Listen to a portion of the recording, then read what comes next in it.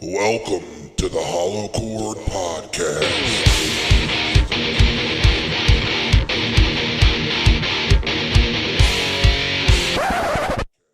Come in, come in. Don't be afraid. Our seance is just about to begin. Spirit, spirit. If you wish to join us, give us a sign. Knock 3 times if you are there.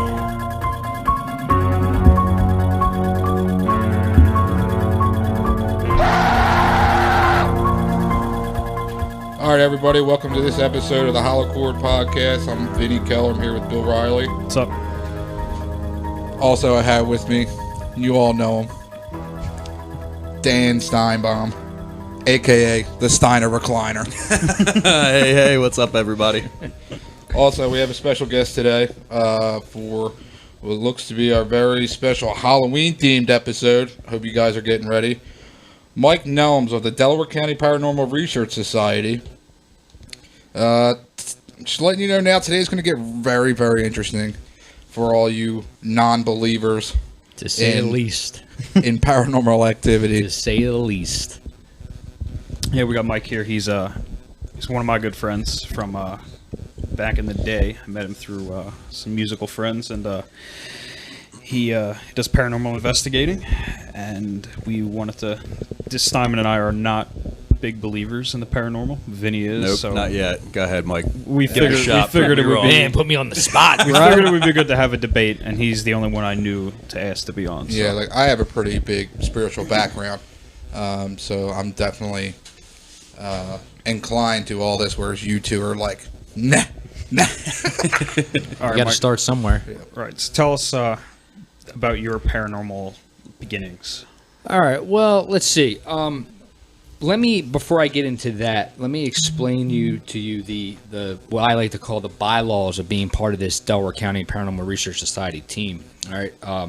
We actually wrote up a contract that anybody who was on the team had to abide by certain rules. Okay. If you were ever caught faking evidence or anything of that nature, you're automatically done. Okay. Have you caught anybody faking evidence in your team? No. Everybody's pretty honest, and we like to pride ourselves in that honesty. All right.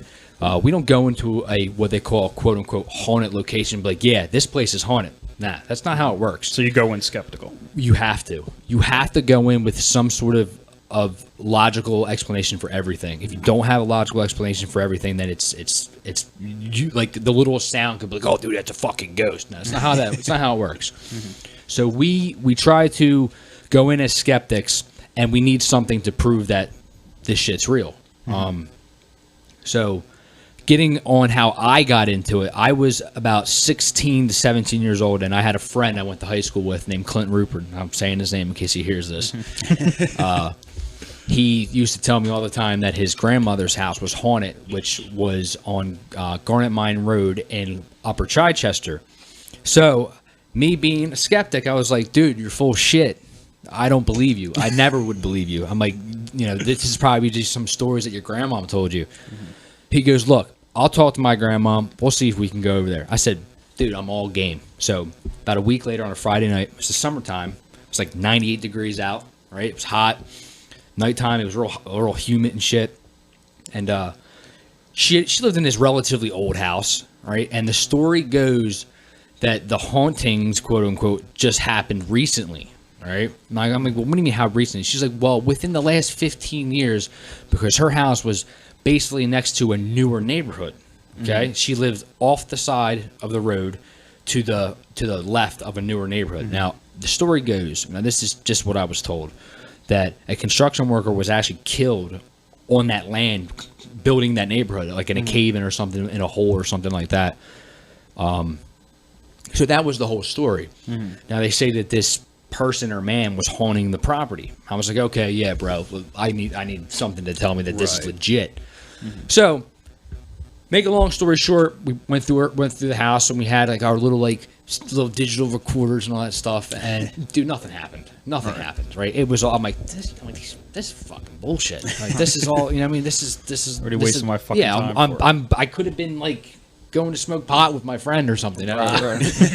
So they had this thing, they called it the pavilion. Basically, they had their house, their pool in their backyard, and off their pool was this other, like, outside porch thing that was enclosed with windows, and it was like a game. It had, like, skee ball. And Just a freestanding structure? yeah, like... just a freestanding structure that was off their pool that you could go in and have a pool table and all that stuff. That's Had awesome. some couches. They had some money. Yeah. So basically, it was getting late. It was like 2 o'clock in the morning, and there was a recliner chair in there, and there was a couch. And they were like, "Look, we're gonna call a couch and recliner. Like, do you mind sleeping on the floor in front of the pool table?" I was like, "Nah, dude." I was like, "I'll bring my blankets. No big deal." So I did, and I was sleeping at imagine the pool table going long ways. I was sleeping at the end closest to the door. Now, the way that the building was constructed was the floor had outdoor carpet on it, but when you walked on it, you can actually hear the stomping of your feet. Like, it wasn't thick carpeting. Like, it was like that thin outdoor crap. Right. So, basically, we were like, all right, we called it a night. We all started going to sleep, right? And my friend Steve, which is Clint's brother, and Clint, they passed out. They, like, immediately. They were, I think, in fact, they were snoring a little bit. And I had laid down. I'm just laying. Laying on this blanket and pillow and shit. And I don't know how to explain this, but you ever get that feeling right before you're about to fall asleep? You're just about to slip out, and then something wakes you up. Right. Well, it was kind of like that, right? But what I heard was two, and I mean, like, I even felt it on the floor. I felt two distinct footsteps, like thump, thump. That was it. Like somebody took 2 steps, right? And I'm like laying, and I opened up my eyes and I looked around. I was like, maybe Clint or Steve got up, and they're both not just in the same spot. They're both snoring actually. So I'm like, all right, this is just me, right? So I'm like, all right, whatever. So I start falling back to sleep, and about, I don't know, I'm gonna say about 5 to 7 minutes later, I heard the same 2 footsteps again.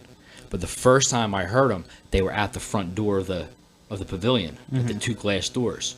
The second time I heard it, it was on the other side of the pool table behind me.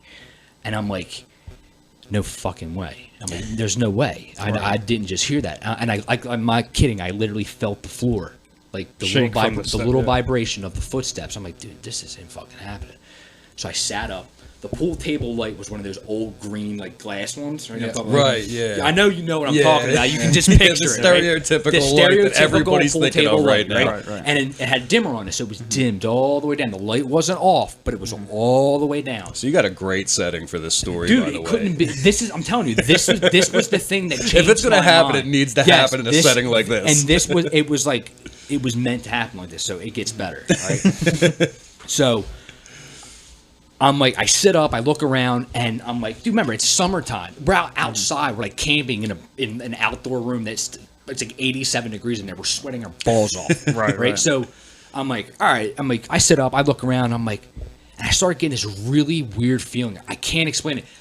Like, the pit of your stomach, like falling off a building in your dreams. You know what I'm talking about? Like, you ever, when you fall off a building, you hit the ground in your sleep, you jump. Yeah. Like that feeling, like you were falling, right? And I'm like, I got real anxious, like anxiety. You become instantly alert. Anxiety ramped up. I'm like, all right, this is all in my head. This is me. This is my mind, right? So I'm like, fuck this. I'm going back to sleep, right? So as I lay my head down, as soon as I lay my head down, I had my eyes open, and I closed my eyes, and all I heard was the sound of fucking glass breaking. This shatter. I'm like, what the fuck, right? I hopped up. Like, I literally went from laying to standing. Now you're panic mode, right? Yeah. I did like a freaking Street Fighter move. I don't know how I did it, right? Clint and Steve jumped up, right? And we all turned around, and we looked at the pool table light. The pool table light was swaying like this, right? It was just swaying back and forth. And there was one perfect, and I mean, like, I could not tell you, perfectly pointed shard of glass busted out of that light, like somebody punched it, right? And and they were like, I remember Steve going, dude, look where the glass landed. Right where my head was, right? The glass landed right here, right? That was the moment that I'm like, I don't know what that was, but I'm fucking. This is it. Yeah, right? you feel like you tempted fate right there. They call me a pussy. I don't care. I got on the phone. I said, "Mom, come get me. I'm gonna get the fuck out of here." It's wild, right? So that you challenged it and it answered whatever it was. I all night I said. So the light was still on. The bulb was intact. Everything was the glass. everything was intact in the light, but the glass part of the light was completely busted. Just one perfect one piece. Bam! Looked like somebody just right hooked it. Huh. And it wasn't swaying a lot, but it was moving enough that something physically hit it. An outside force was Something had acted was it on an outside too. force? I don't know, but I'm telling you, the way it happened, all those like that Ghost Adventure shit, right? Like they say they hit that feeling. I got that feeling. Like the hair on my arm and on the back of my neck was standing on end before everything happened. Like something was building up, right? Right. And then it just all let loose like a wave. And when it hit, dude, I was like, I'm out. Fuck this. I like see it. So that was my experience that got me into it. All right. Now, have I had an experience that intense? Not that close, but not that intense. That literally scared me like to the point where I was going to get sick. Right. So, But do you think that kind of gave you a bit of a buffer for subsequent experiences? absolutely. So Without like a doubt.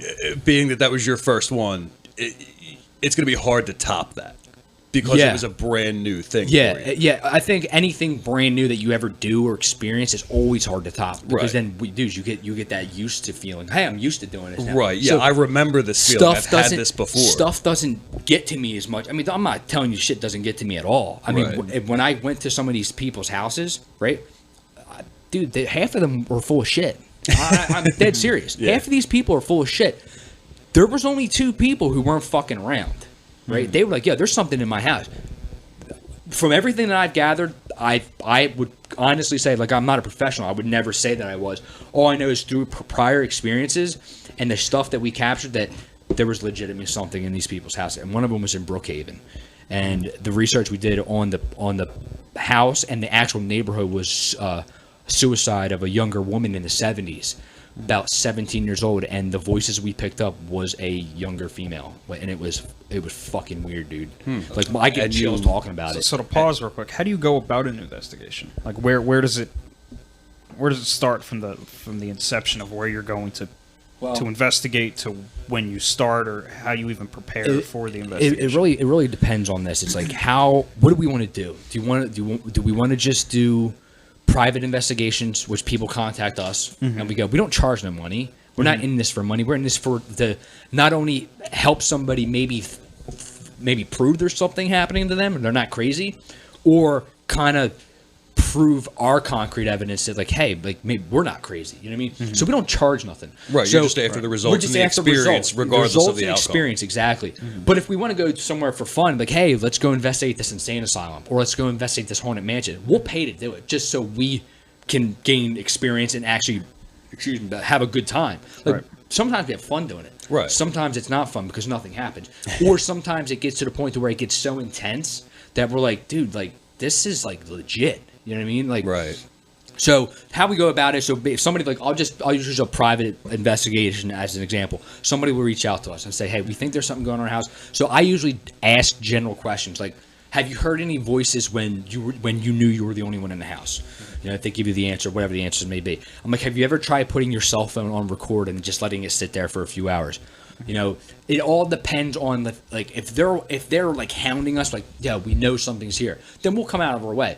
There's been people that just want to just do an investigation and they'll just lure you in. You know what Do you I mean? have like bullshit questions for when those, or the trap questions for when those bullshit people show yeah, up? and I'm like, not going to say those on the air.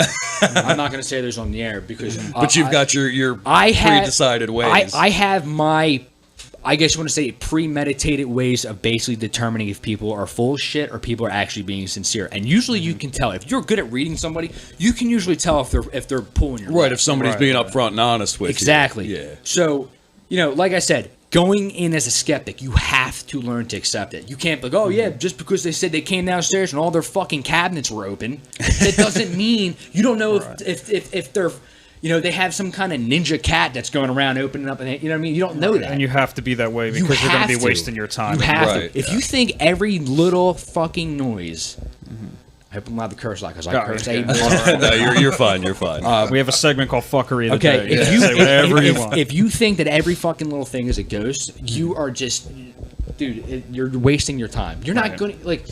I've listened to hundreds, and I kid you not, I listened to hundreds of hours of fucking silence, silence of nothing. Yeah. Okay, so.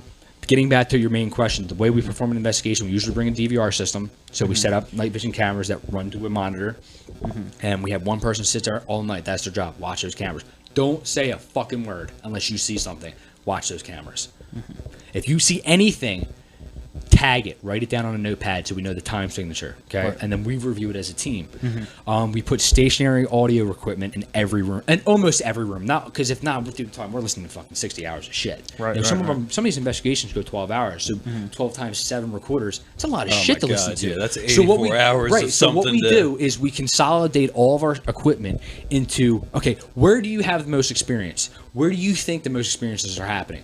And that's what we do. We put a stationary recorder, and then we get maybe like a group of 2, and they go into a room and they do what they call it. I know you guys heard the term an EVP session. And that's what we did. But what we try to do is we try to limit audio contamination. So if we send 2 people into a certain area, everybody else usually will leave the house and stand outside or stand by their cars, and they're not allowed to talk loud. They can only whisper when they're out there because we don't want any outside noise coming in. Because you hear shit outside all the time. It comes right through the window. Right? And when you're in that mindset of you're trying to find evidence, Yes. you'll Right, and it's so start many- taking every little sound and be like, was that Everything. it? Was that it? Everything. Right. And in Everything. so many of these cases, it's older buildings. You know what I mean? You're dealing with single pane glass. Floors It's not. creak. Yeah. The wind has crazy effect on all buildings. Right. Especially with the old plaster walls. Like you actually get like vibrations from wind, and like if you have an open window, you'll get like that creaky sound in the walls. People think, "Oh, that's footsteps." No, that was the fucking wall creaking, dude. Yeah. So basically, any So- building you go into, if you want to find Right. something and you want to claim it to be paranormal, you can do that So, easily. so then usually 2 of us will have handheld night vision cameras, and we'll usually take 1 camera with each person. Right, each group, sometimes we'll split. Sometimes people go to the basement, depending on how the house is set up, or somebody will go to the 3rd floor. But like I was telling you earlier, our code of conduct is when we speak like we're talking right now. We say stuff loud enough and clear enough. We know it's us. To not even question not whether or not question, it's you, not yeah. somebody going, "Yo, did you see that?" No, we don't do that shit. If you whisper, you have to tag it. Right. You have to be like, "Oh shit, sorry, that was me. That was me whispering." Right. Like, Note that you made your. Yes, it's a mindset you have to get into. If you're not in the mindset, because people like when you're like trying to listen for shit, like your gut reaction, hey, let's whisper. Nah, you gotta get that out of your head. You gotta Right. talk clearly. Like, and the other thing is, don't freak out if something happens. Like, I dude, there's some people who are literally will jump out of their skin when they hear every little noise. Nah, you gotta calm, cool, and collective. You gotta take everything like that. That was a weird sound. Let's go see what it is, or let's see if we can debunk it. Debunking is the biggest thing. Right. Like for a while, we kept thinking we heard a kid, right? And the weird thing is, we've caught children before, right? So we're like, "Oh, what the hell was that?" No, there was 2 little kids walking down the street, and it was I don't know what the hell they were doing in Norristown at 3 a.m. Right. You know? But still, they contaminated the audio, and then we had to eliminate that. Right. Yeah. So you is, have to is go that back. one of the and find- purposes of doing investigations at night? To limit sound. Yes. Yeah. A lot of people are like, "Oh, why don't you do them during the day?" Well, you nailed it. It's Too much just daytime it's noise. Too much going on. So you're trying to just get We're trying peace to get and quiet. Yeah, and there's sometimes you can't avoid it. There's sometimes you're going to hear cars passing by, but you will hear that so consistently that you'll know what it is. You know what I mean? So Right. that's pretty Right. much the way we set it up. Yeah. And then depending on everything we do, when everything's done, everybody takes their SD cards out of the because everybody usually has their own recorders. Everybody takes their SD cards out. Okay. We upload them on my PC, so I have all the raw audio. Okay. Then everybody reviews their own recorders. Anything that they deem they don't know what it was, what they do is they cut that file.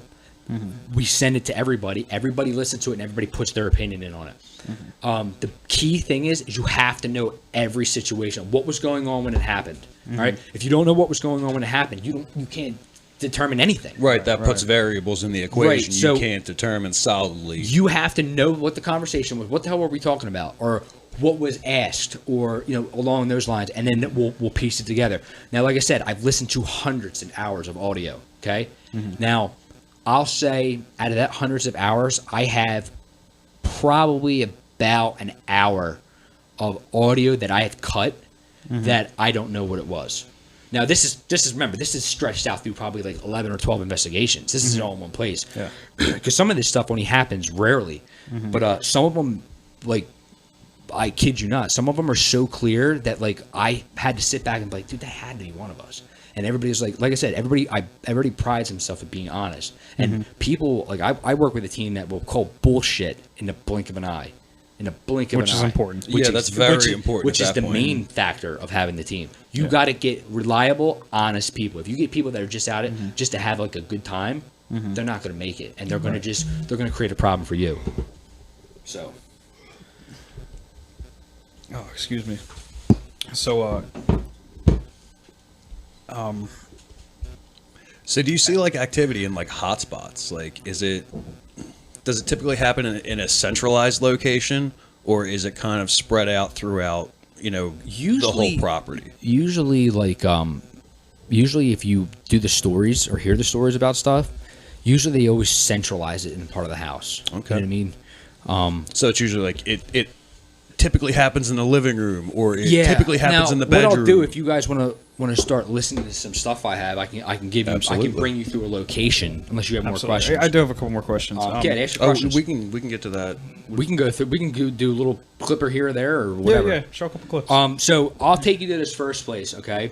Now, like I said, I have studied this audio, and I'm not asking or telling you, hey, believe me. That's not why I'm here. I'm here to tell you that this is what I experienced and this is what we found. Okay.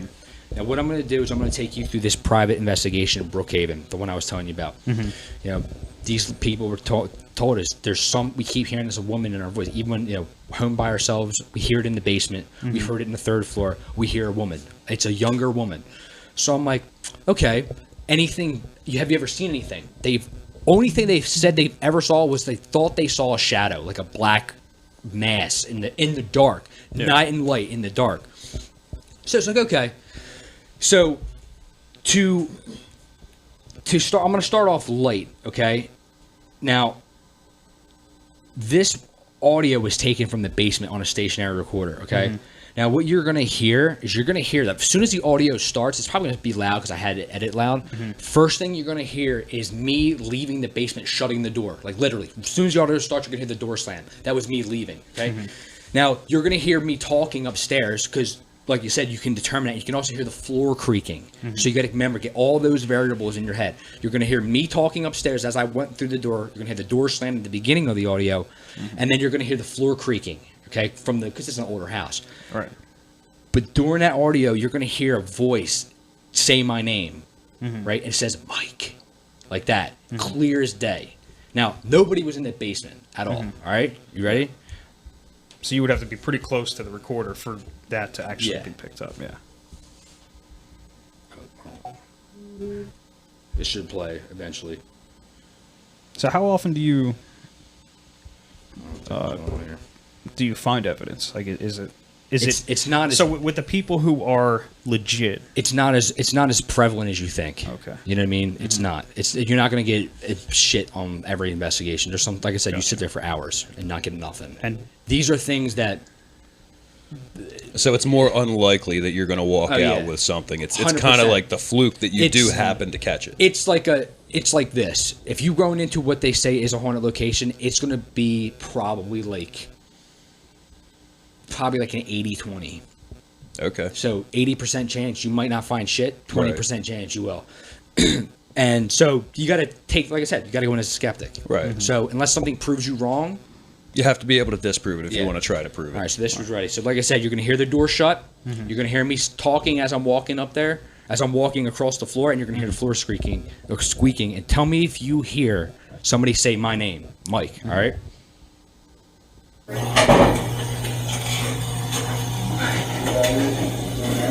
Did you hear that? hear the floor creaking? Right. Okay, listen to the door slam. That might be a little loud. I'll lower it down a little bit. Listen to the door slam. Then you're going to hear the like I said, nobody's in this basement. Okay. Okay. I heard that. Yeah. I hear some. Yeah. Yeah. It was like it sounded like a whistle almost. It's like a mic. Yeah. Like a drawn out. I'll play it one more time. Huh. Oh yeah. I do hear that it time. now. I heard Okay. it for sure. So, Yeah. so my question about that: could that have been a air going by the mic on the like? Was there a draft in the basement? Hey, you know what? Bill, all honesty, maybe. I don't know. Like, all I know is that that basement was sealed. There wasn't any windows in that basement. The only way of air getting in was through the garage door, but there was an actual door separating. So you had to walk out that door to get into the garage area because basically the basement was. It's like one of those like bi-level type houses, like townhouses. So the only way to get to the outside garage door was to walk through another door, and that door was shut. So was it? I mean, could it have been? Yeah. Maybe. Because there's always hidden drafts all I somewhere. know- in That was houses. exactly and- what I and- was and- thinking. and I was- didn't Are there any vents in the basement? Right. Well, I was thinking when you shut the door, because it Maybe. may have taken a few Right. seconds for that It's particular it's gust totally to make possible. its You can way kinda to go- the location of the microphone. Yeah, Like- it's totally like that possible. can make But the that thing sound. is I don't know how air would be able to come down the steps and make a right turn and go to a mic that was in the corner. That's my only argument about that. Like the first thing I heard was whoosh. Yeah, It's like right at first. you want to hear it one more time? One more. Yeah. Well, I heard it the second time when it definitely sounded like. See, but then it starts to be like because you said Right, they said right. mic, When then you- it's like in my head now. Right, Like yeah, now I because want Now, to hear now your it. you want to hear it. expectation. But Now I when want you to. actually have headphones on listening to these, like it was no doubt in my mind. It said Right, mic. yeah, it's Like, a totally different experience when you have it coming exactly. through. Like you can literally hear the. It doesn't drawn matter out, what And the you can audio is isolate at the that audio. point. Yes, you can Yeah. literally Right. hear the drawn out K of the mic. And for the listeners, Yeah. we're listening So- to this on a Bluetooth speaker. so I'll play it one more time and then we'll move on to another piece caught in that same house. Whenever it plays.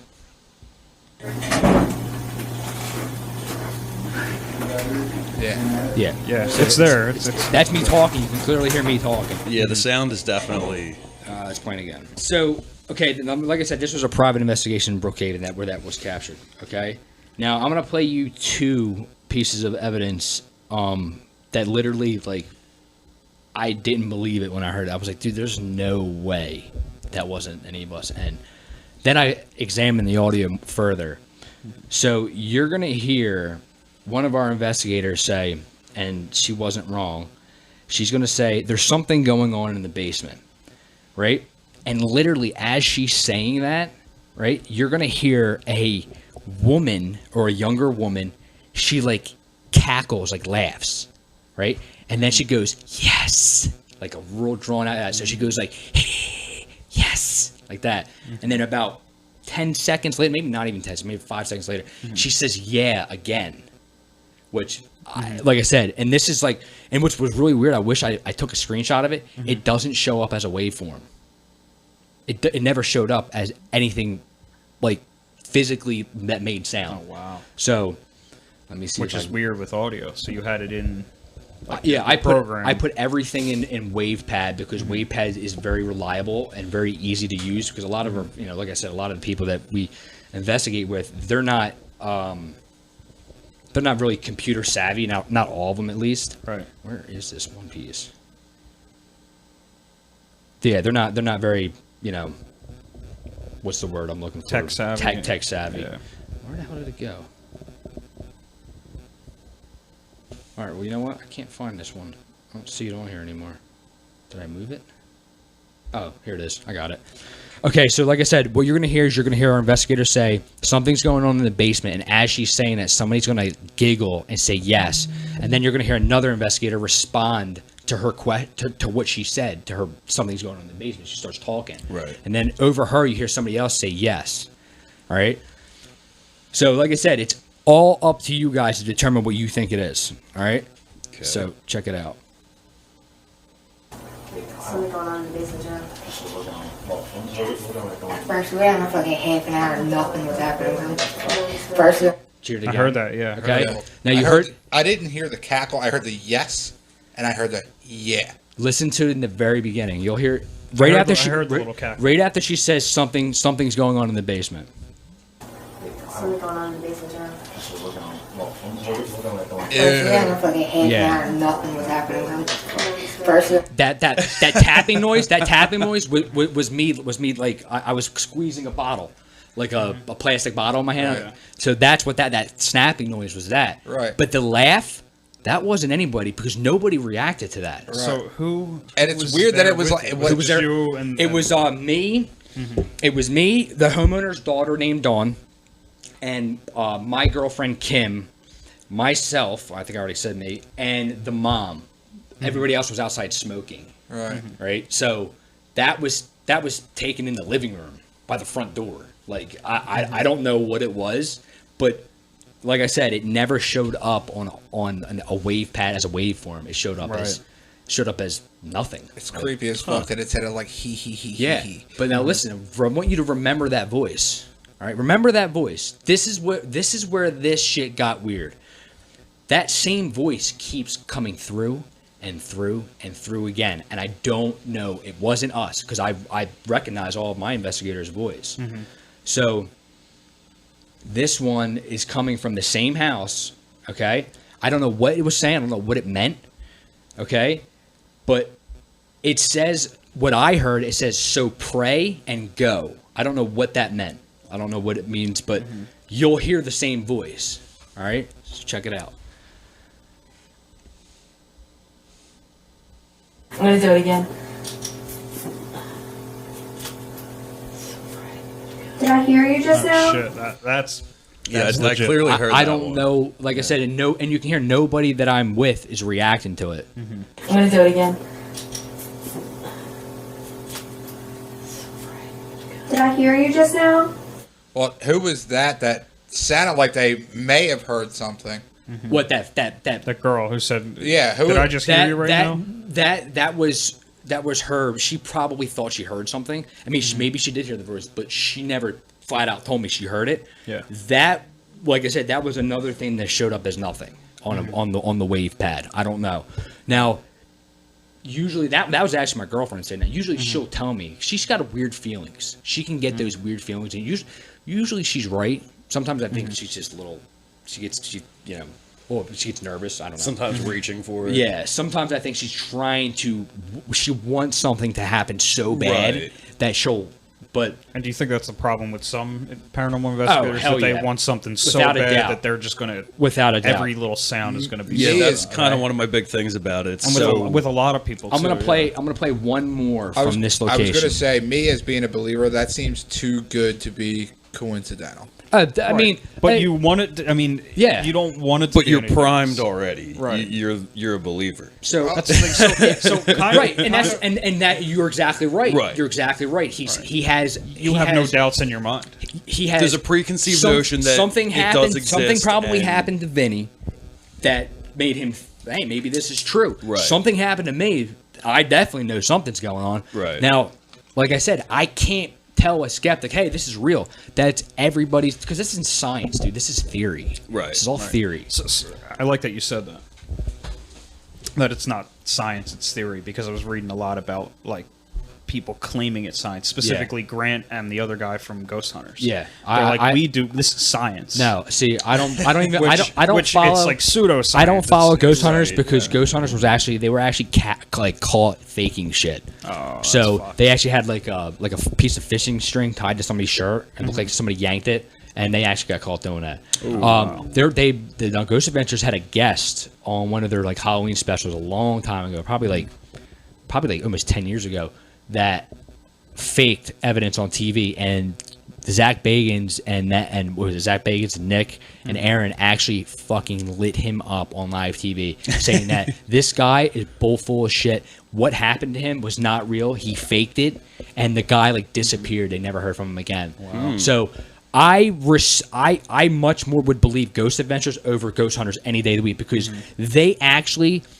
have evidence that more aligned to something that I captured, not just that this outrageous bullshit that Ghost Hunters had. Right. You know what I mean? Like, you're not, dude. Honestly, the likelihood of you catching something on camera is probably slim to none.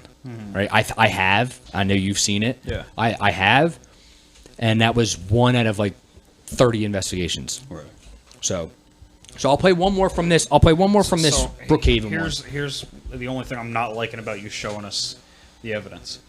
You're telling us what we what we're supposed to hear. I'm telling you what I heard. What you heard. So right. But then that automatically puts in our brains like that's right. That's all right. what So we what do you hear. think? Next one, he just plays the clip and we just see if we can guess what he heard. This is all I want you to do. I want you to tell me where the specific evidence comes in, but don't tell me what they said. See if we can decipher. I'll tell you what I'll do. Okay, I won't even tell you what it says, but what I'll do is I'll point when it's about to happen. Okay, I won't tell you what it says. I'm gonna let you determine that. But that makes sense. What that's gonna do? I don't want any bias. Exactly. Right. That's gonna drive let you determine what you heard.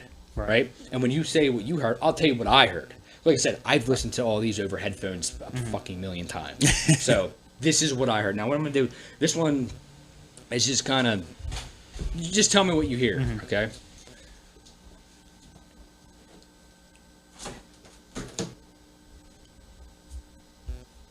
Please. Uh-oh. This one doesn't want to play.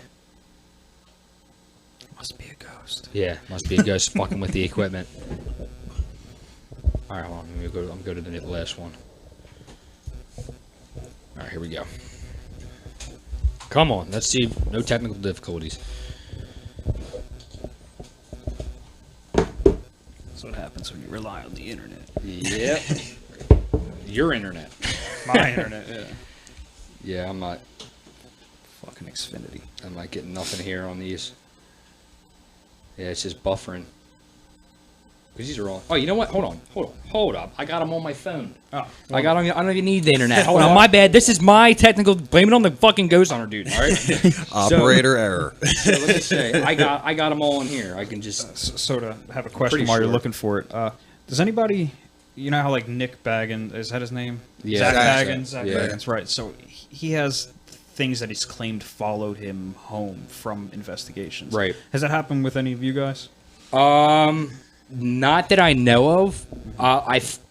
The only thing I can honestly say is I felt like weird for the past like a couple days after one, but nothing. I don't think anything ever like followed me home. I didn't wake up in the middle of the night and find some fucking ghost making coffee in my kitchen. You know what I mean? So no, I can't say anything has followed me, but no, I would say no. Let me see if I can get this damn thing to work because I don't think I had him on on what do you call a USB card, and I didn't actually save them on my phone. So hopefully this fucking add on to that. Oh, this one that works. Good. I was going to say to add on to that, I do believe that there's a possibility.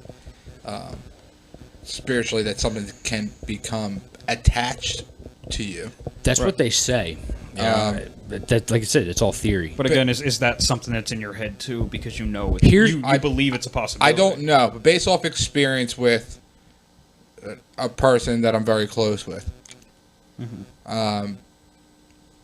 they had something attached to them for like a long time, and it took a lot of work. And I've heard those stories. So-called, like my mom's a very spiritual person. She would call it like spiritual therapy. But it's what people like burn like sage in their house and shit. Yeah, you've seen that. Yeah, that just seems like witchcraft. Hey, you know what? You know what my argument always was. I always said this, and then like a lot of people stand different on this. I always go, do you go to church, right? And people go, yeah.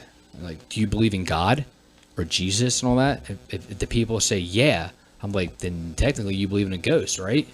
And that was always my argument with it. Right.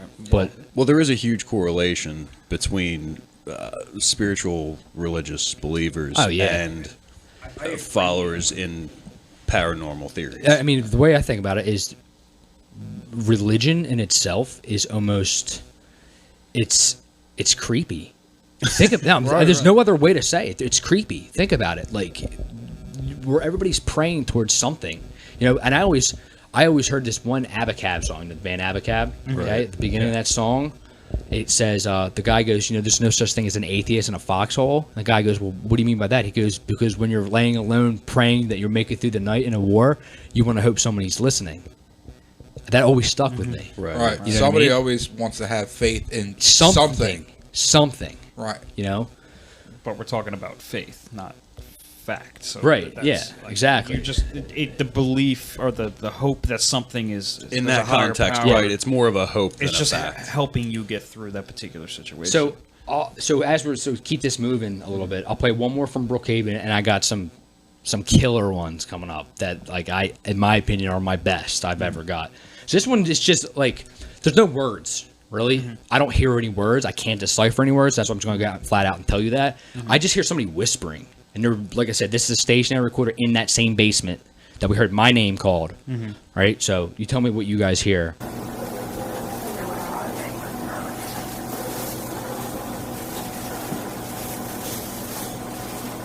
So I hear that whisper like right in the beginning. There. Yeah. I don't know It exactly. sounds like whispering, but Yeah. again, it could be air against the mic and. Yeah. So that now there's more to that private investigation. I didn't even bother uploading. Yeah, like what's in the basement? Is there like It's just a hot water heater It's just down some- there? It's the daughter's room. It's the daughter's room. so She said she experienced this lady or woman talking or girl talking down there like all the time, even when she's down there. Because basically there's her room. There's another room in the back that has like the laundry, stuff. Yeah. And she says that she's the room's gotten real cold.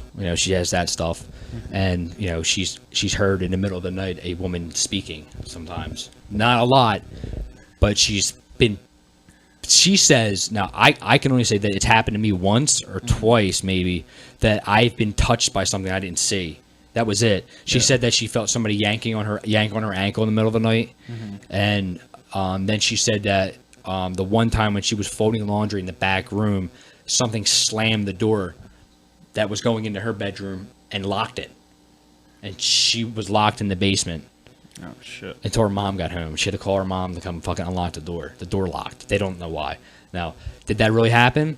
Like I said, I'm just going off of what this girl told me. Right. But picking up voices of a woman, I mean, I can't say she's crazy, Right. because I got shit that I can't explain. But moving on to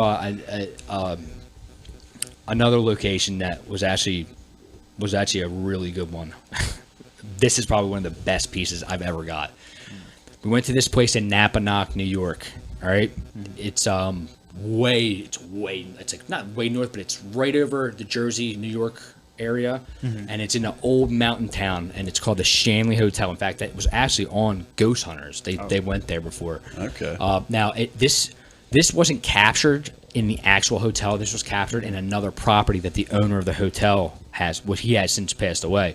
It was called the Stone House, is what he called it. And he bought it when it came with the Shanley. When he bought the Shanley, it was the other property. Old house. I mean, like really fucking old, like 30s. Wow. It was real old.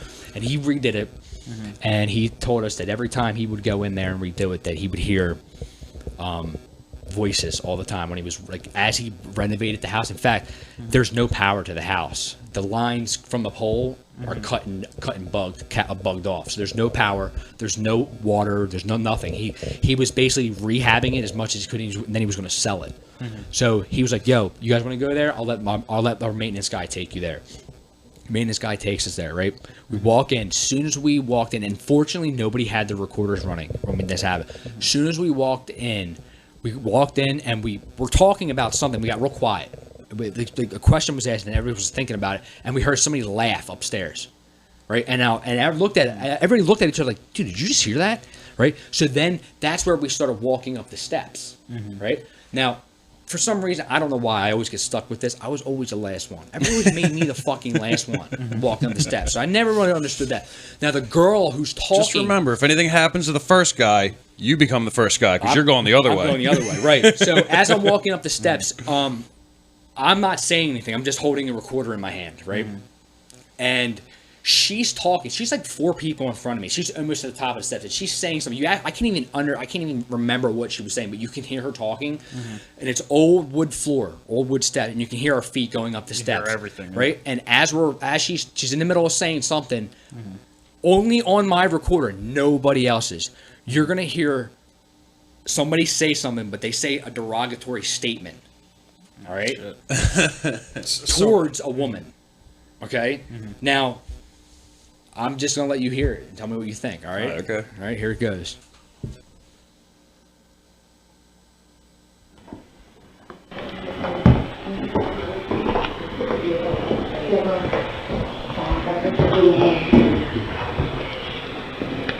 Bitch. Yeah, but did you hear the part before that? It goes, shh, dumb bitch. It actually goes, shh. So I'll play it back one more time to let you hear it.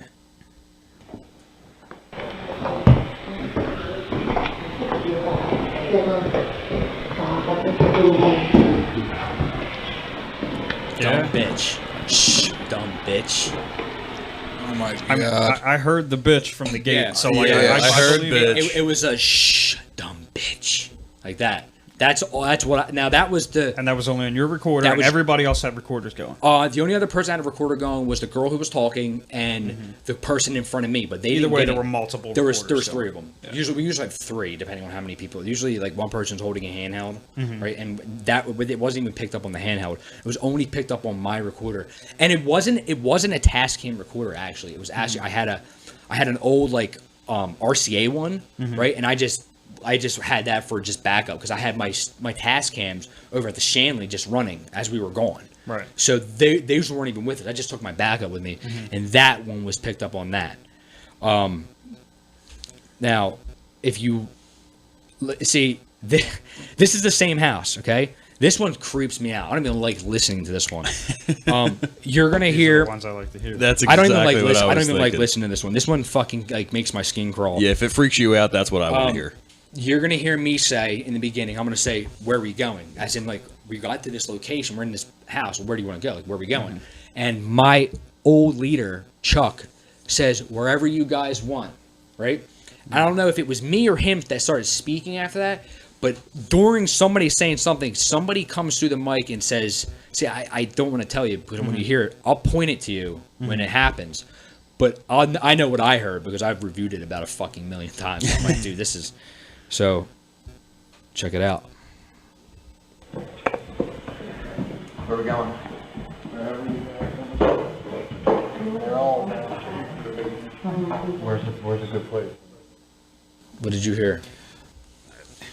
I guess because it's there's people talking. I don't know who is who and what Right. is what. Yeah. Because I wasn't there. Right. So Right. you might have to play that again for me to Yeah. Well, here it goes one more time. explain to me who these people are and All right, I'll explain it. I'll explain it little by little. All right, so this is me. Where are we going? That's me. The next person that goes wherever you guys want is my friend Chuck. Okay. So, okay. Now that banging is us walking around. Okay. Now right here, you're going to hear the voice. Where's a good place? Now Okay, there so was a that woman. background There was voice. a woman. There was one of our investigator had said one word. I heard her. Okay, you can hear her voice. It's my girl. I can recognize her voice anywhere. Right. But what I heard there is somebody go, "We're all dead," haha, like chuckle. So that's what I heard. I heard somebody go, "We're all dead," haha. That's all I heard. So played in full again. Where are we going?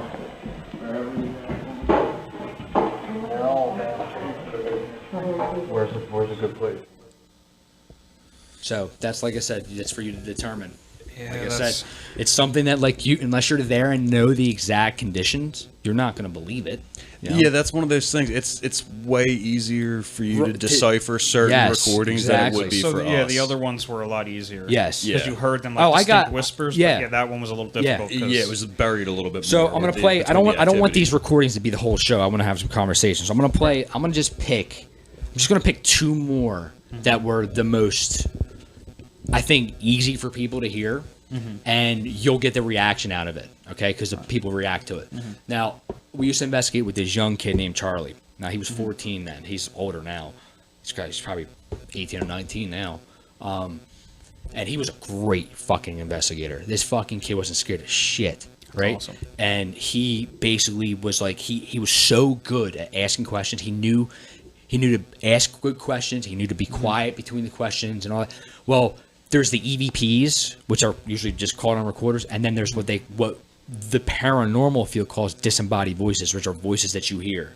Okay. Are there a set of rules that like paranormal investigators should like? It's a community-based set of rules or ways to do things. Yeah, I mean they're generally self-explanatory. You know what I mean? It's like, okay, obviously don't fake anything. Obviously be as quiet as possible. I don't mean like conduct rules. Yeah, I mean like how to properly investigate. Yeah, I mean every team's different. Like I said, we base it off of like just follow like the little bylaws we had. Just everybody, when you ask a question, we would usually wait like 10 seconds. Okay. You know what I mean? I also have a really like special, expensive recorder that can actually it does live playback, but it does it, and this is where this audio came from. You can set it to where it'll actually be delayed for like up to a minute. So basically, like I'm having a conversation, we're talking right now. This thing's playing back in my ear what we talked about a minute ago, and it's constantly behind, right? So you can actually like live review shit. Now, this piece of audio, you're gonna basically hear me, because all I heard was him freak out. Because remember, my audio was like 15 seconds behind. I have headphones on, right? I hear him freak out, and I'm like, what, right? And that's when I let it play, and that's when I heard what he heard. Okay? But you got to hear the question he asked. The question he asked is what makes this one really fucking scary. So and I'm assuming this is the only it's kid, a relevant answer. Yeah, this is the only kid that I ever met that had the balls to do this at his age. He was like fucking like he was like a 7th grader, right? Yeah. And his reaction, he went from 0 to 100 miles an hour in a split second. He was fucking terrified. Wow, he was terrified, right? And and there's actually two recordings, and both of them though I'm about to show you only happened within like 5 minutes of each other, right? Yeah. And so listen to the question. Just listen to the question. Like this is probably one of the ones that's like my favorite of how relevant it is. How relevant it is. All right. So listen to what Charlie asks. I'm not saying shit. I'm just sitting in a chair. I react to his reaction. Listen to what he asks, and then listen to what happens. So is he wearing headphones too? No. Okay. He's just holding a recorder in his hand. He's just sitting there. So he heard whatever it was said, but you didn't hear it. Until afterwards. I didn't hear it because I had the noise canceling headphones on, okay, and my recorder was about 15 seconds behind. Like I said, it's real time playback. Do you think you would have heard it if you didn't have the headphones on? Oh fuck yeah. Yeah. Oh yeah. And it was only you. This was something physical that we heard. It's something. Wow. It like listen to the questions he asked, and then listen to when it happens. He's in the middle of about to say something, and then it happens, and then he just fucking loses his shit. All right, so check it out. He's good too. Do you want us to leave? Can you make a noise on the wall maybe to tell us yes? Did I just hear it? No. Did you hear that scream with the bang? I didn't hear the scream. I just heard the bang. You didn't hear the scream? I heard the bang. Yeah. Listen to the. There's like a little yell with at the same time the bang happens. Listen. Do you want us to leave? It's hard to hear without the headphones. Can you make a noise on the wall maybe to tell us yes? Did I just hear it? No. Did you hear that? Did you hear it? I heard something. Yeah. So he fucking lost his shit. All right. So about 5 minutes later, he calmed down and was like, "Let's keep going, Charlie." Like I heard what you heard, so I'm not calling you bullshit. So I'm like, "Let's keep going." So we're sitting there and we're just being quiet, right? And he had asked another question, and he freaked out again because he says I'm like I said, I'm in the corner of the room, I'm on the opposite side. He's closer to the doorway of the room, right? Yeah. He says he heard something in the hallway. Now what I heard was something yelling, scream in the distance, like somewhere in the house. And how many people were in the house? Nobody. It was me and Charlie, and the other people actually they went down to the 7-Eleven to buy food. So we stayed back, right? So now the only thing that might be a contributing factor, it is in Norristown, and it was about a quarter mile from an apartment complex. But I doubt the sound would have traveled that far and would have been that distinctive. So that's why I kind of like was trying to debunk it.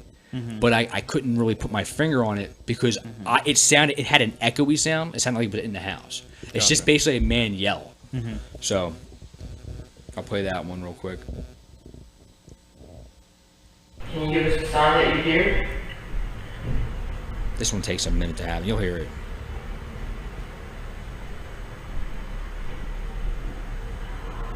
Dude, what was that? Did someone just scream? No, something. So from on the recording, it sounded more like I just heard. like a whisper. Yes. Now, funny you say that, right? Now, listen to what Charlie says after he reacted to it. Listen. I heard a scream. Dude, what was that? Did someone just scream? No, something freaking whispered right at the door. It was like, I just heard. Yeah, he heard it at the door in the hall. But see, I heard the scream. I heard the scream. I heard it. Yeah, it sounded like a But so I It was mean, very distant. yeah. That's now what- I do have one. Now the big thing about that place was the ghostly piano playing. All right. The story goes that the last owner of the house, who died in the 60s, named Mrs. Fornance, loved to play the piano. She was the last owner. She was wheelchair bound. And this was all documented. This is all like legit. Yeah. And basically, there was a servant's quarter. She had servants and shit like that because she was rich. Basically, they would take her down on the first floor in the first room to the left at the front door to play her piano, so her piano is. Now, there is an actual piano in the house that they put there. Now, I heard it more than once, and we caught it on tape, but there's a piano playing, and nobody's playing the piano. And, like, I could hum the notes that I heard, because it's like somebody plays a couple notes and then they go like this on the piano at once. Like just slams down like a chord. Kind of. Yeah. But it sounds like they just hit one note like really hard. So you might be able to hear it, because this one's kind of hard to hear without headphones. But our investigator reacts though; she heard it. Yeah. So and like I said, it was only 4 of them upstairs. And like I said, what we try to do is we go put 2 to 4 in, and then everybody else stays out. And then they go as far away from the building as possible, because we don't want to contaminate the audio. Right. So this one I'll play real quick, and you tell me if you hear a piano. It's kind of faint.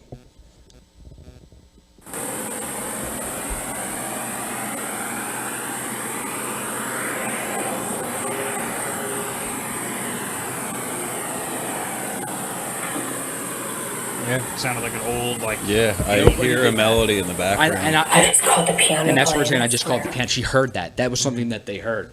Now, that's one piece that I can know. Yo, nobody, dude, you can hear a fucking piano. When somebody physically plays it, they're not quiet. No. Right. That was something quiet, but it was like a melody of a song, like the beginning of a song, and then they just hit a couple keys. Right. So I showed you what I have. Right. Now, So one thing I want to talk about that too, last one was, for me, far and away the most interesting one. yeah, the Right. piano. was Yes. weird. So the Absolutely. 2 videos you have that I watched, the one with the kid under the table. Yes, that one. Did you guys see that? I didn't. Did you watch it? So play that video if you can, Okay. All right. So let me explain you the scenario of this one. Okay. Now this and we'll post the video on our Facebook so you guys can this see it.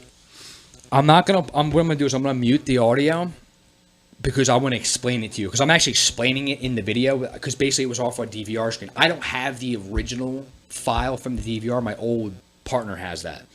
I don't even know if he still has it. So I took a video of the DVR screen from my phone. Okay. So I want to throw that out there. So the way this is happening is basically we were at this place called the Megara Stagecoach Inn, which is located in Monroe, New York. Okay. And basically what it is, it's a it's basically an old stagecoach that people would go to that would be traveling from Philadelphia to what's the capital, not the capital of New York. It's a very specific town of New York that has like revolutionary history. Right. So that all this was a stop for that place. Okay. So basically, what it is like I wasn't even in the house when this was when this was actually taken. It was actually taken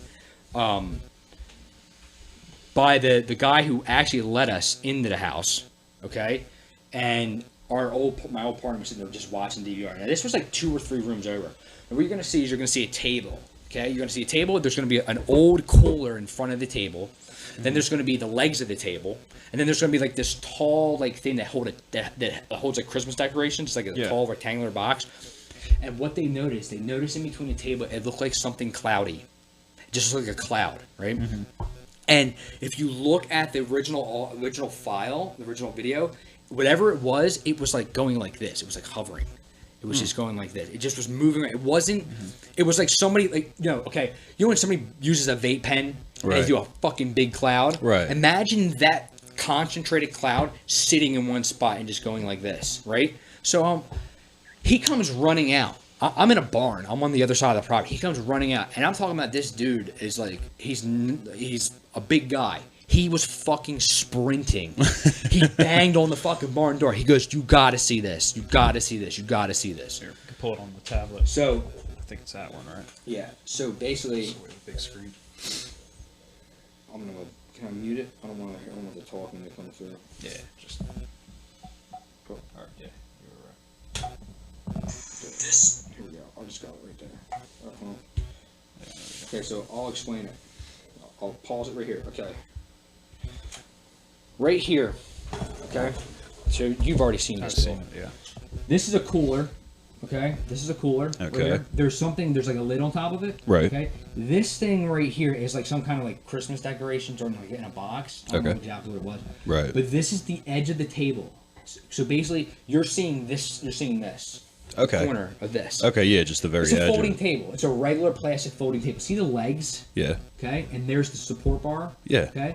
Watch in between. Right above See that this? black. No, it's see- the white cooler with the black lid and the support bar that runs. right in between the rungs of the table. It looked like something was like ducked, like Okay. hiding there. Now remember, keep in mind that this. They say that there's a little kid that haunts this place. So, tell me what you see. Now you're watching right there. I see exactly what you're. Okay, just watch.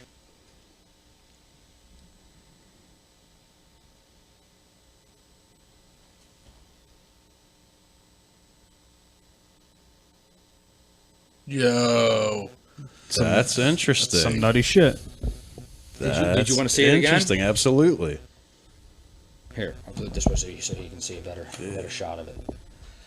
I to this day cannot figure out what that was. I tried to debunk it, and I tried everything. I tried a plastic bag. I tried a brown paper bag. I even went back there myself. You can clearly tell it's me. You can see my eyes reflecting the IR light. Yeah. The plastic bag reflected the IR light. The brown bag, you can just tell it was a fucking bag. I tried everything to recreate that. I was like, dude, this, and the part that you're not seeing is how cold that room was. You're talking about summertime. Actually, it wasn't even summertime. It was actually September. It was beginning of September. It was still kind of warm Now, out. if you brought a thermometer in there, would that detect the temperature of it, or did it just feel? This would detect the temperature change. Okay. All right. So you have a thermocouple. This will technically detect it. All this is an EMF detector with a REM pod built into it. Now I'll explain the equipment, and this is just going to monitor fluctuation changes in EMF. Now the theory goes that high EMF spikes, they say activity is going to happen. Now what we do is we were trying that. Now we use that theory because it seems to work. I guess you can say. I don't know. Is this made specifically just for? Yes. This was specifically designed by a guy named Gary Gaka, whose daughter was killed in a car accident. Which is why they named it the Mel meter. Exactly. Yeah. And so he designed this so he can communicate with his daughter because he claims he's been talking to his daughter. That's what they say. Right. Now- Which that sort of kind of makes me a little like some dude whose Yeah. daughter died Right. designed this thing There's to a- talk to his there's- daughter. Like how much there's, fuckery is in that? It's a convenient story, Bill. Yeah, right. There's emotion involved in that. So it's like you want to hear it. Right. You Okay? want it to Now work. this thing has always been my favorite. All right. Now, you've seen this on TV. Okay. Right. So you turn it on, you put it there, it does nothing. Right. So as I get closer to it, okay. So all it's doing is creating a fucking field around the entire. So what you're not seeing here is Bill, it's we're this- gonna have to it's take this- some pictures. yeah. And It's post the them. cylinder with It's a cylinder with 4 lights. with an antenna, and every time he puts his hand near the antenna, it So goes if off. I touch it, it goes nuts. Yeah. Right now, it takes a second to equal out, but it'll eventually stop because I just interrupted the field. Now, once You it- just overloaded I that just thing. overloaded it. Now it'll stop. See now look, Right. this thing has sat in places for hours and never made a sound ever. Okay. Now I do so have we a know vid- it legit works. We Yeah, know how look, it works. see- Right. Look, it works. I Yeah, have two Bill and of I these. both just reached for Yeah. it, got the See? reaction. So now, as a disclaimer, okay, we're trying to have honest conversations. The only thing I have ever seen to interfere with this is two-way radios. Okay. Like walkie-talkies. Yes, Okay. and it's not on the I go, yo, what's going on? And it interferes when I hit the button. It's when I let off of it. When I let off of it, it would go like this, and then it would go off. We've already debunked that. Okay, we know two-way radios are interfering with these things, so we don't use two-way radios anymore because of that reason. Because we knew it was interfering with this, and it didn't matter where it was. For some reason, no matter what frequency you're on, it would interfere with it. So this thing, so that's what that does. Okay. Now I got another video. I think I saw this video. This is the video of the little the musical toy going. I'm still stuck on that last video. Well, this one's not. This one's gonna be. This one's cool. This one's pretty cool, but it's not as cool as the last one. But you had to kind of be there. Okay, so what it is, it's I can probably turn the volume up on this one. We gotta bring from the media up. There you go. So what it is the little kid they claim that haunts Selma Mansion. Okay, but that's where the piano was caught. There's usually a little kid and Mrs. Fornance that haunt that, but these are all stories and theories and all that shit. We put a teddy bear up there with the REM pod on the teddy bear. Right. And we went downstairs and we were bullshitting. We came back up and that REM pod was going off. Only when we put that teddy bear there. Now we've captured little kids in this place. Little footsteps like banging, like sounds like somebody was running around on the third floor. The third floor seems be the only place that was supposedly quote unquote haunted. We heard the voices on the first floor, but the third floor seems to be the most active place. That's where the little kid resides because her name's Eleanor, and that's supposedly her room. She died of smallpox in I think it was the late 1700s. So we put toys out, and we had a wind-up toy there too. And nobody wound that toy up, dude. This is what's crazy. It's weird shit. It's always going to be the wind-up toy. In this video, it's one of those musical wind-up toys that have like the notes where like it goes around and it makes the song. Yeah, and it hits the little tiny sized little pieces of metal that make the little ding. Exactly what you're talking about. It's got that rake that swings across. Exactly. So I know about them old toys. Sometimes when the springs aren't good anymore, they'll just go by themselves. Right. And that's so possible. when I was watching this video, I'm like, bullshit. Like that thing was probably just old as fuck. Right. There's instant suspicion about the validity But at the same of it. time, that meter was just like beep beep beep beep beep beep, beep like going nuts. And I thought it was an alarm. And like now I know. I'm glad he showed me that because like, I didn't know what that was. That's why I wanted to bring some of the equipment because it's like anybody was like, well, what the fuck is that thing? How do I know you're not doing that? Well, it adds a bit of realism to the you can stories. physically see that. And also, before I show you this, on this millimeter, right? This one was really cool because this actually has that built in. Oh, okay. So that's pretty cool. So you can walk. Now this one's not as strong because it's not putting on big of a field, but it does the same thing. Okay, but this also does temperature and EMF change. That's it. Okay. Like I said, the theory is that high EMF spikes. They say something's about to happen. I can't concretely say that's true because I have seen high EMF spikes. And what we try to do is we try to do it two different ways. Have an EMF meter that's electronic, but have one that you can't fool. Analog. This actually uses magnet. You can. There's no fucking way you can manipulate this thing because this thing is strictly magnetic. Okay. Now, right now in your house as a base reading, you have 15 milligauss, or actually 20. That could be anything. That could be the mics. You know what I mean? But what you do is you take this around and you get a base reading of the house, right? So okay, the average reading was 10. All right, so now we know anything. You identify all your constants right away. Where's the hot spot for EMF? So that's kind of where the scientific part comes in, which I like that. I like that you find that constant. Then I like the theory of it. And then the theory of the EMF is like I said, this is all theory. They say that a spirit or a ghost or whatever you want to call it will use EMF to talk, to do something. So what we do is we have EMF pumps that actually make EMF. Okay. So what we do is we would turn this on. And I can actually show you, okay, if I turn this EMF meter on, right, and I turn this on next to it, you can see how it's like clicking. Now it'll basically spike out. It's basically the EMF is getting stronger. Right. And like you see, they're talking to each other. They know they're aware of each other's existence. This is making that needle jump. Now you'll see that needle spike out. When this gets stronger, because basically this starts out really low and then like kind of like builds up, you know what I mean? And then it'll just ramp up as the lights get. See how the lights are kind of getting faster? Yeah. So as it gets faster, it's getting stronger. So this meter should spike out. It should go real high. See how it's moving up? See how it's going up? Okay, there it goes. So oh my god. that's all these things do. Now these are just assistants. What we call them is, hey, maybe if there is something, maybe we'll use this. Like I said, it's all theory. But going back to this video, now you saw how the REM pod works. Okay, the music boxing. Maybe it was the spring. Maybe it was all coincidence. I don't know, but it happened more than once. It did happen quite a few times. So, okay. And it was happening when nobody was touching it, because my experience with them is usually when somebody's handling it is when it it stopped or so it goes. I just made a little edit because I actually had saved this for something, so you guys can check it out. That was me saying "what the fuck," by the way. Now we just put that in there. See, originally that's what I thought was an alarm, like on beep, beep, beep. Now it sat there and did that for like 15 fucking minutes. But it was only after we put the teddy bear there. So, and like I said, the only thing we know to interfere with it is two-way radios, and we didn't have any two-way radios. And how close do you have to be with a two-way radio to interfere with it? I can literally be like within 20 feet of it. Okay, so some of them even a little further, but the most I've seen about 20 and 25 foot. Gotcha. So.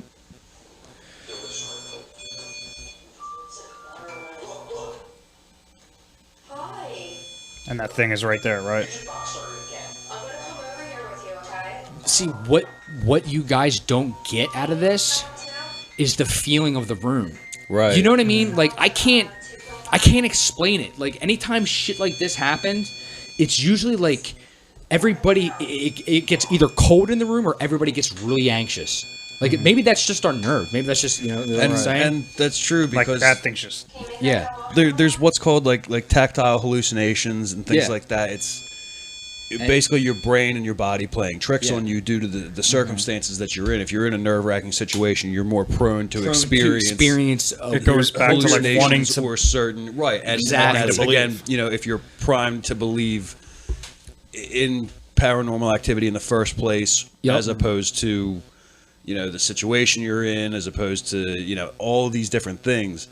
So your mind is your worst enemy. Your mind is your worst enemy when it comes to paranormal investigating. You pretty much got to disconnect yourself from your mind, but you also got to think logically. Right, but you have to apply a different sort of logic. Yeah, to that type of thinking. Yeah, exactly. Like you like I said, you have to want to debunk everything. Right. We try to debunk that. The only thing that's it's maybe it was coincidence. You know what I mean?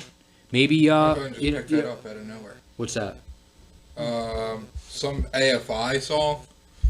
Does your phone still do it too? What? Like where if a song's playing, it'll just pick it up and tell you like what it is. Oh really? Oh yeah, that app. Yeah, I know what you're talking about. Yeah, I don't know what the hell that's about. Well, my Google phone does that. And there was obviously no music playing. Yeah. I don't know. So I can explain that Google one. better fix that one. But it was a ghost. Yeah, exactly. I don't know. Something it said Prelude 1221. It's the ghost of terrible music's past. Now we're gonna listen to that song. Yeah, I've never heard that song. I'm a fan of AFI. So we'll have to check it out. It's I always like just showing people. Like I said, I have tons of more stuff, and we could be here all night. But I figured I'd pick out the ones that to me were like the. I almost think best. this episode deserves a part 2. We can do a part 2. I'm cool. I'm cool with that. I also think we should do an actual paranormal investigation. I know Vinny suggested this in the beginning of the week. Yeah, like none of us have ever done that. I can actually see if I can hook something up. I can look around. That would be awesome. There's some be interesting. There's some places that will allow like group investigations and stuff. I can see if I can get us into Selma Mansion. I haven't been there in a couple years, but Selma Mansion is haunted. I think, and that's where that came from. And that's where that's kind of and that's where the bang and the yell and where Charlie freaked out and the yell. That's where that came from. I bought it. I didn't really want to put it on the show because how sensitive this world is. You know what I mean? That Brookhaven investigation, that private one. The boyfriend who lives with the girl Dawn, he's black, right? He's a cool guy. His name's Mike, right? So was that ghost saying my name? Was it talking to me or whatever it was, or was it talking to Mike? But there was a piece of evidence caught that I didn't even show them because it was just so outrageous. I was like, "There's no way." That same voice, that girl, said the N-word.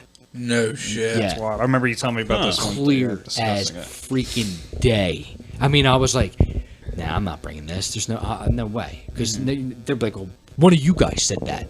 Nah, bro, nobody said that. It's that woman's voice. Like, it says the N-word. Like, you can hear the GGER clear as freaking day. Wow.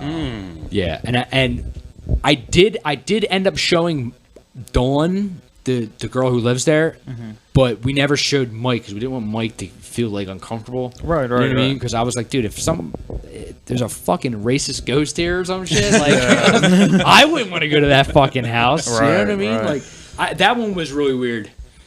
So. By the way, Mike, if this is how you find out, I'm sorry. Yeah. I'm gonna tag this audio now. So, is there other special equipment that you've used in the past? That was kind of my next question too. Right. Like, what's up with the equipment? Like, who determined what works and what doesn't work? Like, is there like a? I'm pretty familiar. What's the history of what things what's are. the viability of these things? Well, I guess before. I mean, we see that it obviously works in the video. Like, it does something. There's something going on. The recorders, the audio recorder has always been something. Like I don't know, because they say the mics are really sensitive and they can hear like their frequencies they can hear is a lot wider range than what our human ears can hear. Right. Okay. And you guys, I know that doing music, being a musician, so that's where the audio equipment comes into play. Now, when it comes to night vision cameras and full spectrum cameras, your eyes are only basically. You're only subjected to about this much of the visible light spectrum. So you got like there's an entire spectrum. There's an entire spectrum you can't even see. That the human eye can see. Infrared is another spectrum that only the camera can see. Now you can modify. You can buy like a camera that doesn't have night vision, and you can modify and cut the filter off of the lens so it can see IR. Right. So that's where the infrared light, just so you can see in the dark. Now full spectrum. Is that part of the reason also why you do it at night, so you can film in the dark and? I guess so. I guess you can say that, but more of it's for audio contamination because everything's usually more calmer at night. Okay. Now full spectrum cameras see everything. They see everything from like UV light all the way down to infrared light. I mean, it sees this huge wide spectrum. We only have one of those cameras, and we don't really use it that much because it's like.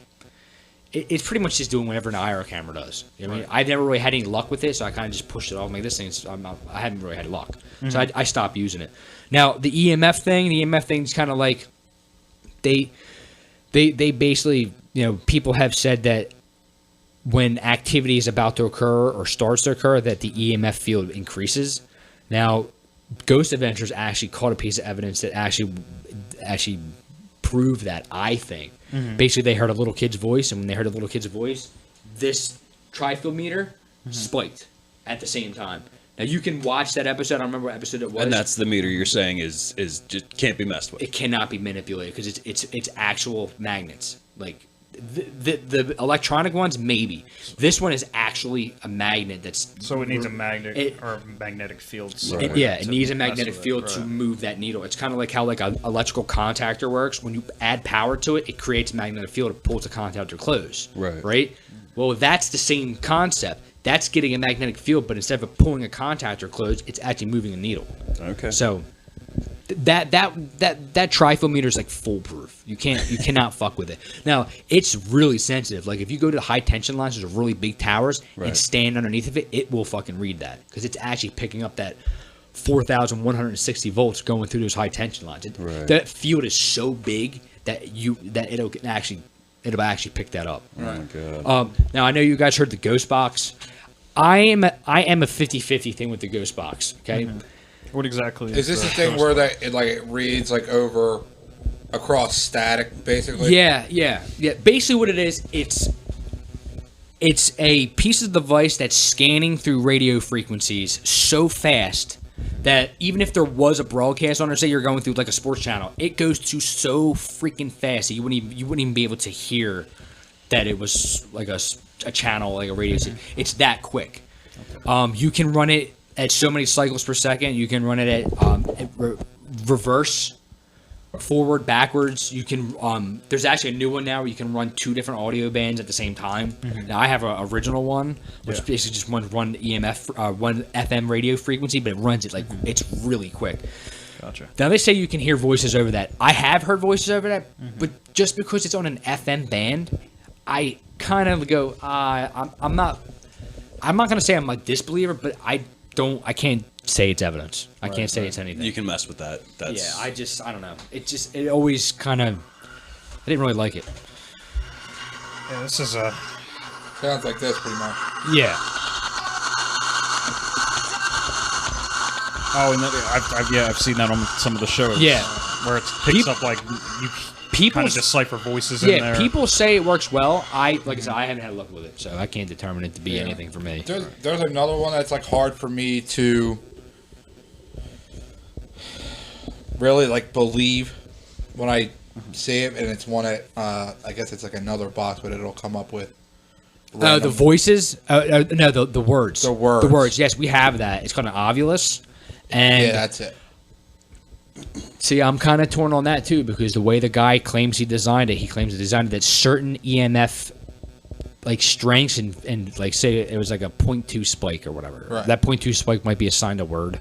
See, so there's like a rule set involved. Kind of. Now, there's 2 different settings on it. There is an algorithm, which would actually it doesn't have assigned words. It bypasses it. It just uses EMF frequency to create a word. You know what I mean? And the only thing I've ever seen that thing do is like attempt to be saying something, but it keeps like stuttering. Right.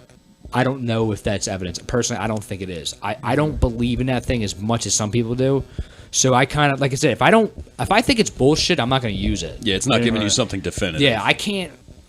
Electronic shit gets me. The only thing I really depend on is audio recorders and video cameras. So something that somebody can pre-program to be something is what you one of my questions was. Yeah. Do you have a preferred so the stuff method you have of, can't be pre-programmed. This is all stuff. Yeah, that, like the the audio REM pod? recorder isn't just going to make sounds that didn't happen. Right, the REM pod, the REM pods can be.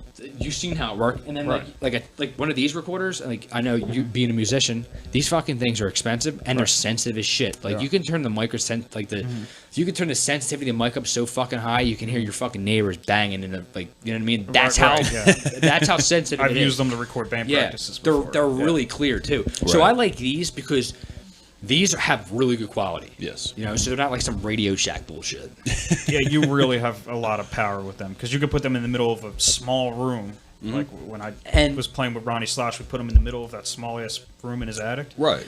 And we just turned the sensitivity of the mic down and recorded the whole band practice with no clipping. It sounded like a room mic. Yeah, and it's really good. And what I really like about it, it's got the quarter 20 fucking tripod stand. So you can have it off the floor so it's not against the floor. Right. So it's not hearing people's footsteps. It's not hearing people talk. But it's elevated. Okay. So that's why I like these. And these, I think, what are these things? About 120 a pop? Yeah. So they're expensive.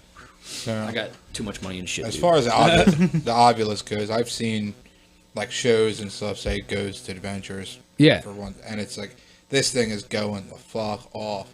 And it's like demon.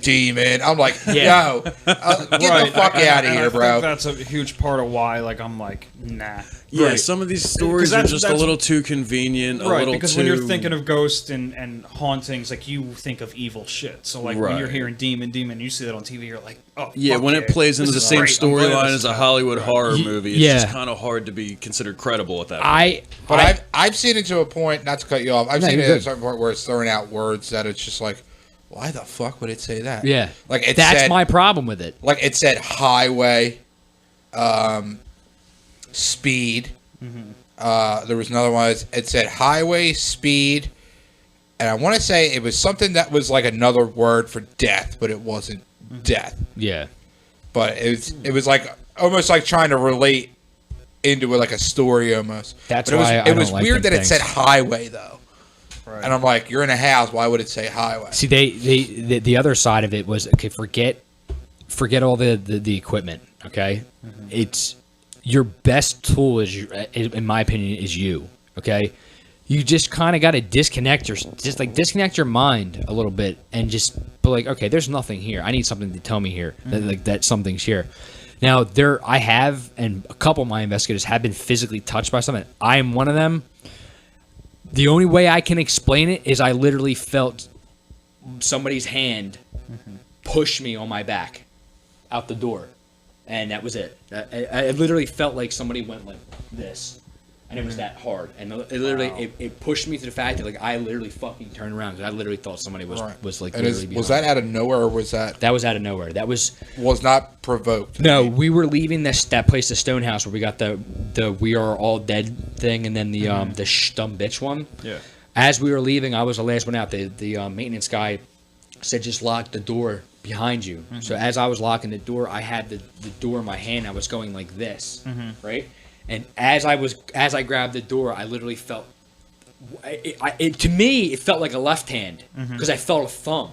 Yeah. Like like this thumb. Right. I literally felt somebody like pushing me out the door, like get the fuck out. Which, like if that. you were closing it with your right hand, that would make sense coming out of the Right. It was coming. It came from this side over here, and it was like it just. So it was coming between where the door was Yes, it closed. was like Right. pushing me out. It was just pushing me out of the house, and I literally like fucking just I jumped. Like we didn't have anything on. Like we weren't recording anything because we were wrapping up. We were walking back to the Shanley. Right. The Shanley has a really weird history too because the Shanley used to be a brothel. So there's a lot of prostitutions there. Yeah. Now, in fact, there was a prostitute that was murdered on there. They have it documented. They have all the newspapers and everything.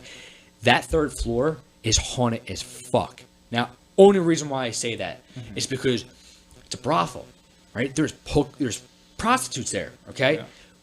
I don't have the audio with me. I didn't want to play that one on the show, but we caught a woman moaning like she was having sex. Wow. Clear as fucking day, dude.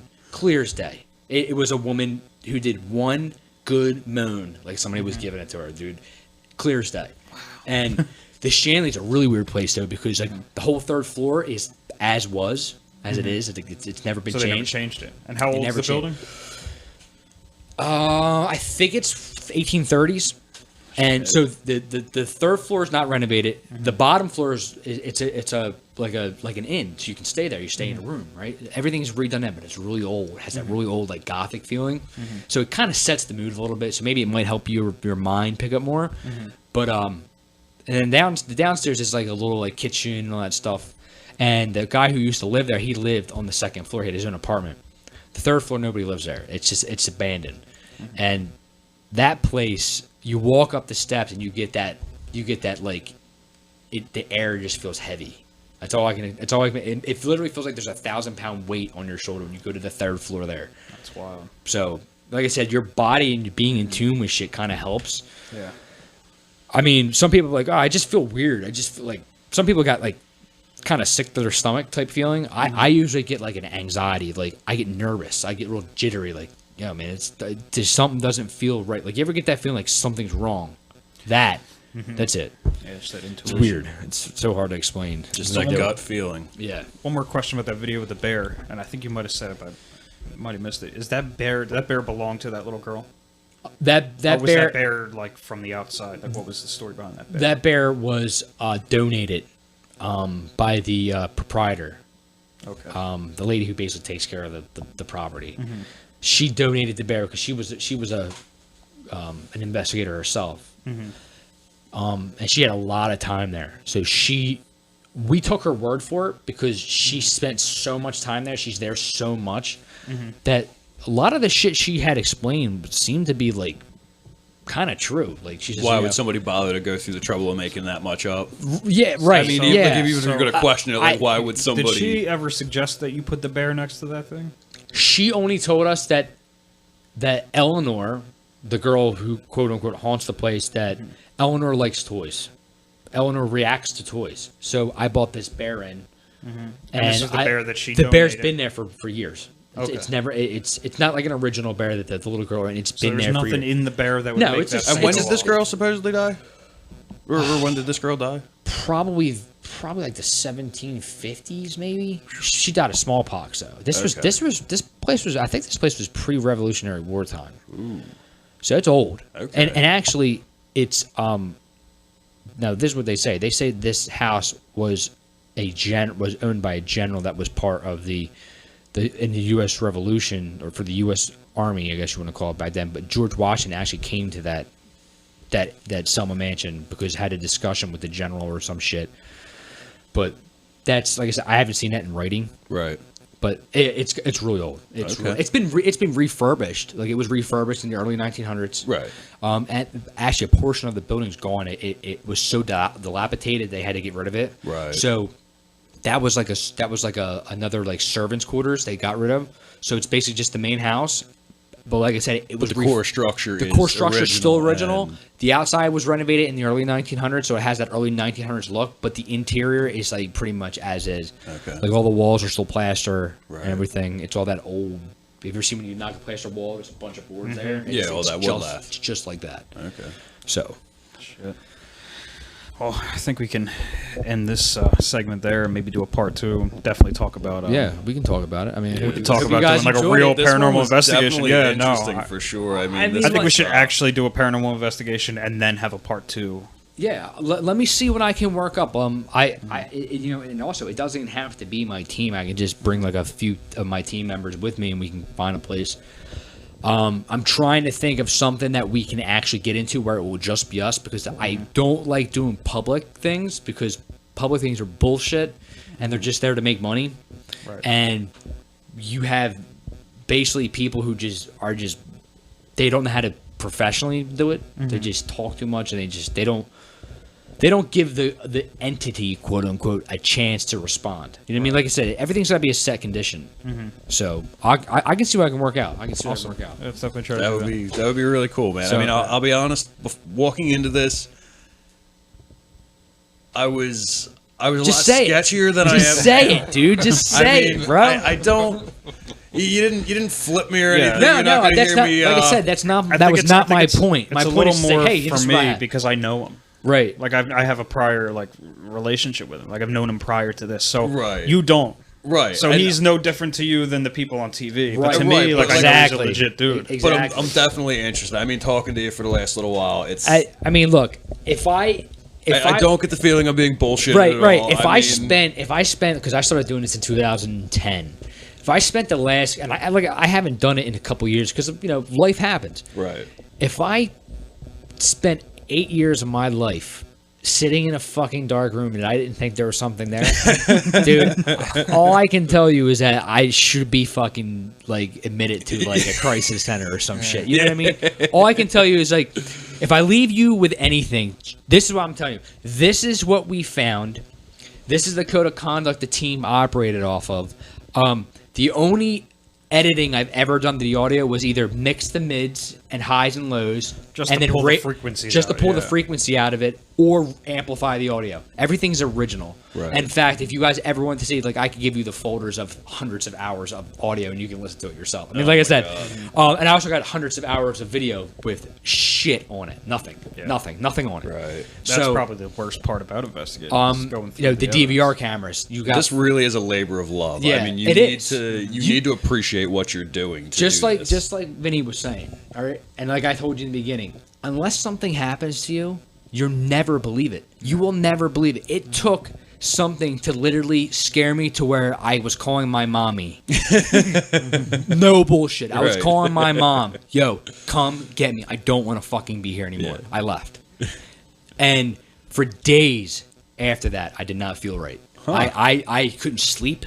I was tossing and turning. I kept thinking about it. I literally thought something might have followed me. Yeah. I had that mindset.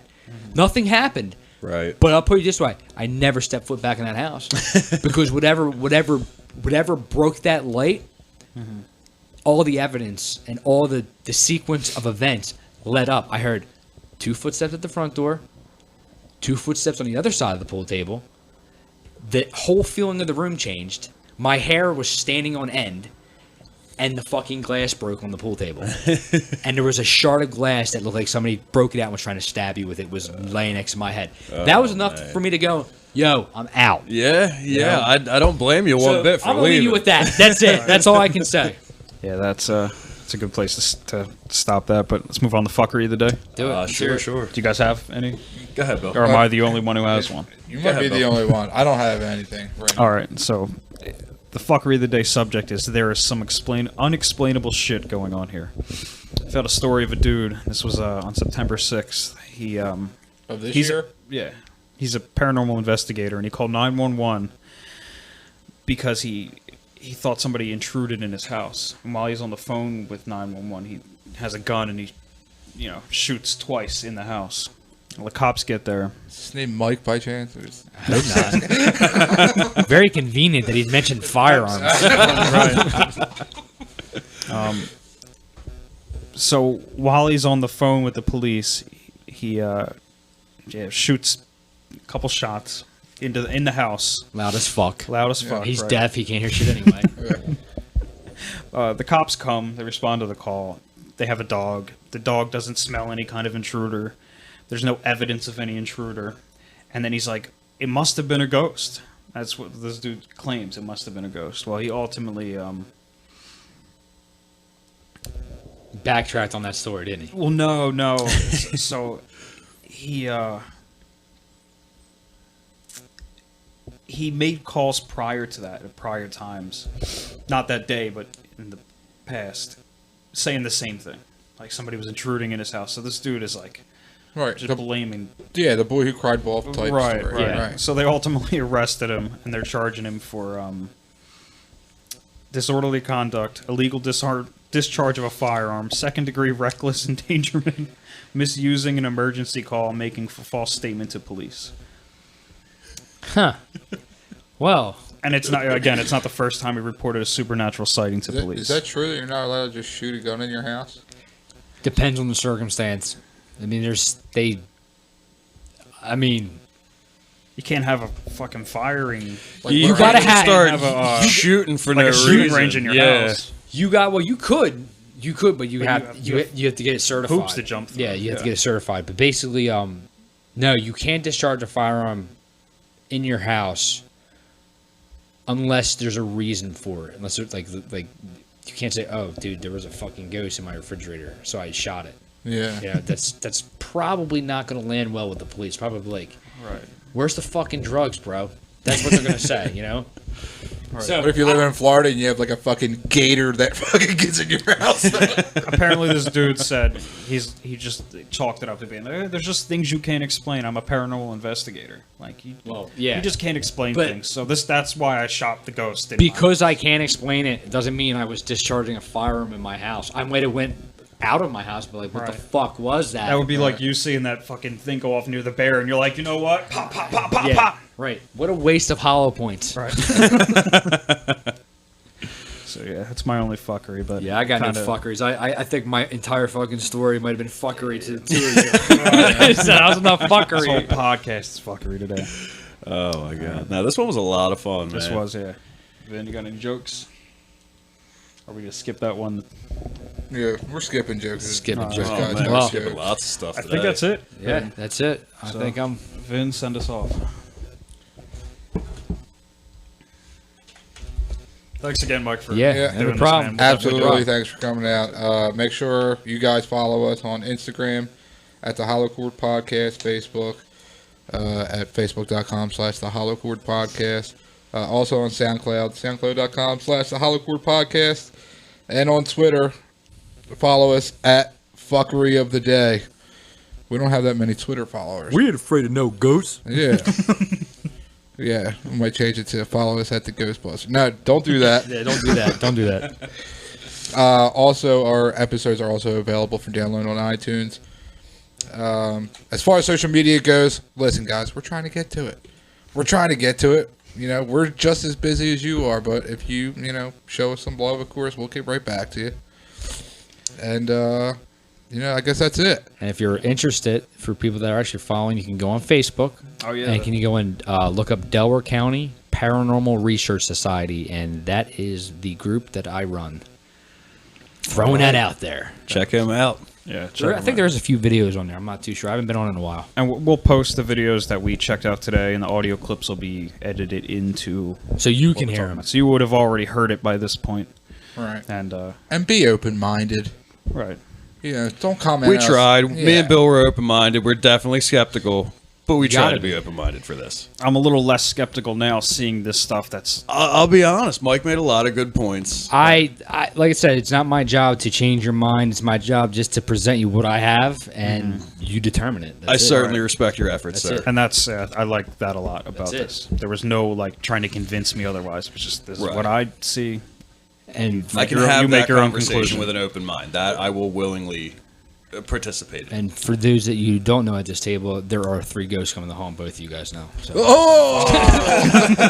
I have 2 attachments. No, I'm just fucking with you guys. Nah, Guys, nah, we're gonna everything's get out good. of here. Only if it's one of the prostitutes. I think her name is I Claire. know I'll Bill's find out for favorite you. ghost. All right, roger that. We are out. Peace. Is that good? You guys enjoyed that? I gotta get the fuck out of here. Thanks for having me. I hope that I get up and piss like 3 times. No, they should. No, they should. They should. The freaking sound.